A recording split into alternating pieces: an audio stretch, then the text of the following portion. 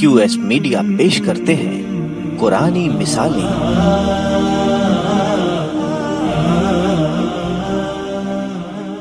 السلام علیکم ورحمۃ اللہ وبرکاتہ۔ بسم اللہ الحمدللہ والصلاۃ والسلام علی نبینا محمد وعلی آلہ وصحبہ اجمعین وبعد۔ میرے بھائیو، یہ ہمیشہ سے انبیاء کرام کے منکرین کا بہت ہی عجیب معاملہ رہتا تھا۔ ان کے دماغ میں یہ بات نہیں بیٹھتی تھی کہ ایک انسان، ایک بشر نبی کیسے ہو سکتا ہے۔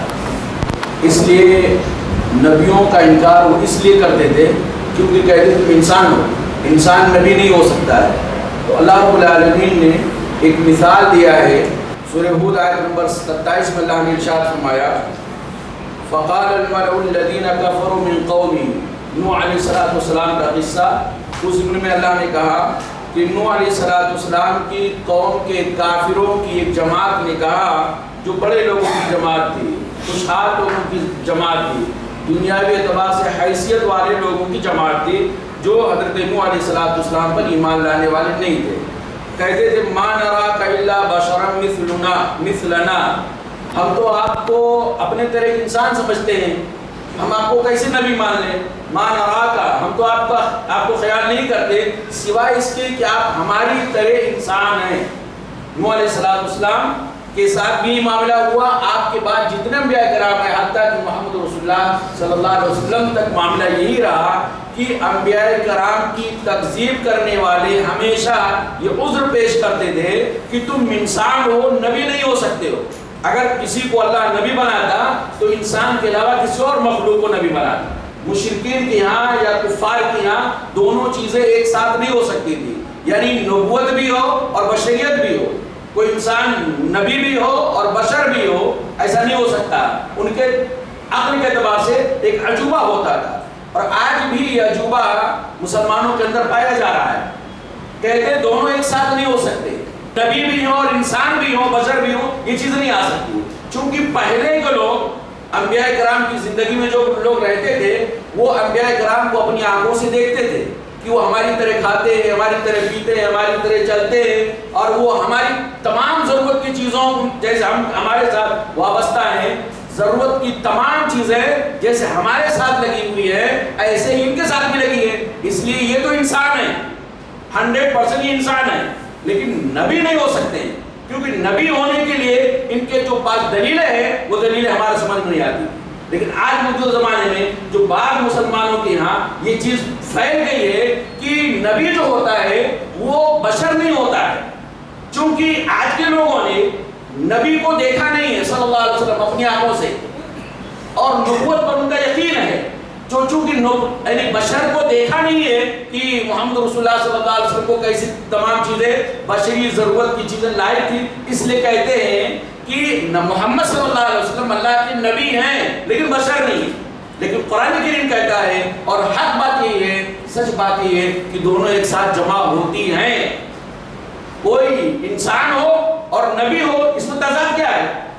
اس میں کون سی ایسی چیز ہے جو اجتماع ضدین آتا ہو، دو اپوزٹ چیز ایک ساتھ جمع ہوتی ہو؟ ہرگز نہیں ہوتا ہے، کیونکہ انسان کی ہدایت کے لیے، آدم کی اولاد کی ہدایت کے لیے جب کسی کو بھیجنا ہے تو عقل کا تقاضا ہے، انصاف اس بات کی گواہی دیتی ہے کہ وہ انسان ہونا چاہیے، آدم کی اولاد میں سے ہونا چاہیے۔ اس لیے ہر نبی، رسول بعد میں ہوتا ہے، نبی بعد میں ہوتا ہے، اس سے پہلے وہ بشر ہوتا ہے۔ تو صحیح بات یہ کہ ایک ساتھ دو چیزیں جمع ہوتی ہیں، کوئی نبی ہو اور وہی بشر بھی ہو، کوئی بشر ہو وہی نبی بھی ہو، یہ چیزیں عقل کے خلاف نہیں جاتی ہیں۔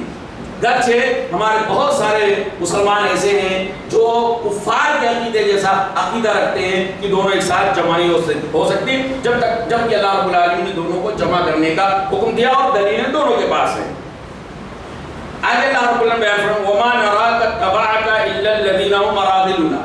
نوح علیہ السلام پر ایمان نہ لانے والے دوسرا عذر یہ بیان کرتے تھے کہ آپ کے اوپر جو ایمان لانے والے لوگ ہیں نا، وہ ہمارے سماج کے اندر گرے دبے کچلے لوگ ہیں، سماج میں ان کی کوئی حیثیت نہیں ہے، ان کے پاس مال نہیں، عہدہ نہیں، منصب نہیں، ان کو کوئی جانتا نہیں، ان کو کوئی پہچانتا نہیں، ایک دم تھرڈ پارٹی کے لوگ ہیں جو تمہارے اوپر ایمان لائے ہیں.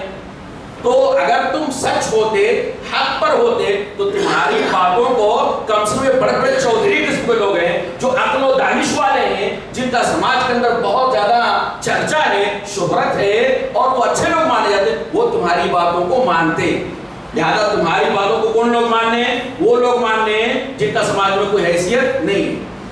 جبکہ تمام انبیاء کرام کی اس تاریخ میں یہ چیز سنہرے حروف کے ساتھ لکھا ہوا ہے کہ تمام انبیاء کرام پر ایمان لانے میں، سبقت کرنے میں سب سے آگے جو لوگ تھے وہ کون تھے؟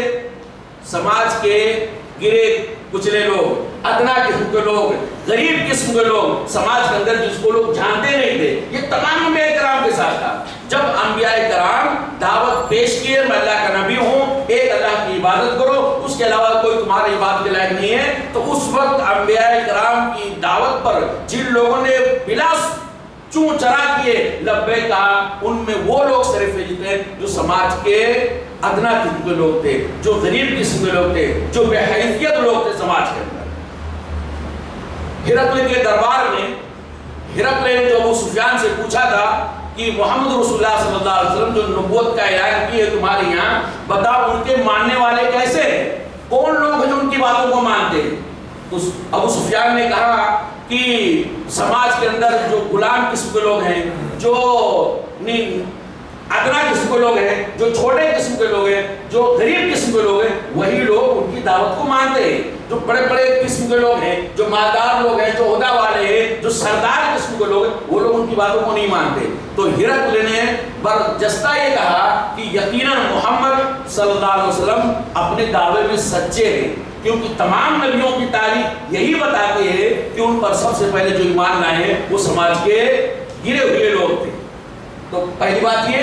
دوسری ہے بلکہ ادنا اور اعلیٰ کی پہچان حق سے ہوتی ہے. جو حق کو مانے گا وہ بڑا ہوگا، چاہے سماج کو اس کو لوگ بڑا مانے یا نہ مانے. جو حق کو قبول کرے گا وہ اللہ رب العالمین کے یہاں اونچے درجے والا ہوگا، چاہے سماج والے اس کو بالکل بیک فٹ پہ ڈال دیں. تو اللہ رب العالمین بیان فرمایا کہ تمہارا یہ عذر بیان کرنا کہ تمہاری بات کو وہ لوگ مانتے ہیں، انبیاء کرام سے تمہارا یہ کہنا کہ تمہاری بات کو وہ لوگ مانتے ہیں جو سماج کے گئے گزرے لوگ ہیں. تو یہ تمام انبیاء کرام کی تاریخ ہے اور اس میں کوئی قباحت کی بات نہیں ہے. اگر اونچی چیز کو، بڑی چیز کو کوئی چھوٹا آدمی قبول کر لیتا ہے تو بڑی چیز کی توہین تھوڑی ہے. وہ تو چھوٹے آدمی کی عزت کا معاملہ ہے، اس کے شرف کا معاملہ ہے، اس کے اندر قرآن کی صفت پیدا ہو جاتی ہے.